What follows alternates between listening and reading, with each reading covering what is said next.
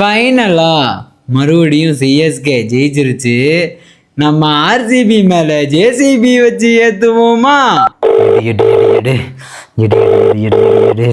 Hello டே ஒரு நிமிஷம்டா எதுவும் பேசாத. கொஸ்டின் வந்துக்கிறேன்.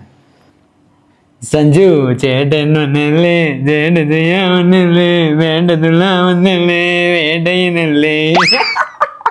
நியூஸ் பார்த்தியா? டிவிக்கே ஜெயிச்சிருச்சுடா. டே பாலிடிக்ஸ் பேசாத, ஸ்போர்ட்ஸுக்கு வா. இன்னைக்கு சஞ்சு சாம்சன் சுத்தரான்டா பேட்டில்.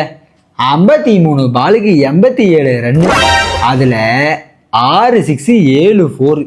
தப்பி தவறி அம்பையர் உள்ளே வந்திருந்தாருன்னா அவரே தூக்கி சுற்றி இருப்பான்னு நினைக்கிறேன். அது ஒன்றும் இல்லைடா, இந்த கேரளா ரைஸ் வந்து கொஞ்சம் திட்டு தானே இருக்கும், அரிசிலாம் பெருசாக தானே இருக்கும்.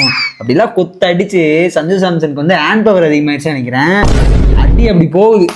இது இல்லாமல் இந்த கார்த்திக் சர்மா வேற மேட்சுக்கு முன்னாடி சஞ்சு சாம்சன் 2 ஸ்பூனு கேரளா ரைஸ் வாங்கி சாப்பிட்டுருப்பார் போல இருக்கு. அவர் அடிக்கிறாரு 31 பாலுக்கு 41 ரன்னு, அதில் 2 6 4 4 போகுது.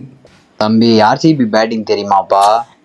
டே சட்ட சாத்து 150 ரன் அடிச்சு கேஎல் ராகுலே மண்டையில் அடிச்சு உட்கார வச்சிருக்கோம். அதெல்லாம் பஞ்சாப் கிட்ட மட்டும் தானே அந்த பருப்புலாம் இருக்கும். சிஎஸ்கேட்டெல்லாம் பஞ்சாயத்து ஆயிரும். ஓ, உனக்கு நாளைக்கு காலையில் வேலை இருக்குல்ல? சரி, இருந்தாலும் முடிக்கல. அது வந்து சிஎஸ்கே பவுலர்ஸோட கான்ஃபிடென்ஸ் பற்றி நான் பேசியே ஆகணும். சொல்லு. இப்போ வந்து நம்ம மேட்ச் ஆடுறப்ப நம்ம எப்படி ப்ரோ ஒரு ஓவர் கொடுங்க ப்ரோ நான் விக்கெட் எடுத்துகிட்டு வரேன்னு போகும்ல, அது மாதிரி பவுலர்ஸ் போகிறவெல்லாம் ஒரு விக்கெட் எடுத்துகிட்டு வரான். அதாவது போனவனா மண்டையில் அடிச்சுட்டு போகிறான். எனக்கு என்ன தெரியுமாடா செகப் சட்ட சங்கட்டமாக இருக்குது. இவனுக்கு வந்து ஒரு டார்கெட் கூட கரெக்டாக கொடுக்க துப்பு இல்லை. இதெல்லாம் ஒரு ஸ்கோராடா? இன்றைக்கே ஒரு 300 400 அடித்து நாங்கள் அதை சேஸ் பண்ணியிருக்கோம் அப்படின்னா அப்படியே நெட் ரன் ரேட் ஏறி இருக்கும். நாங்களும் அப்படியே சக்குன்னு பிளே ஆஃப்குள்ளே போயிருக்கோம்.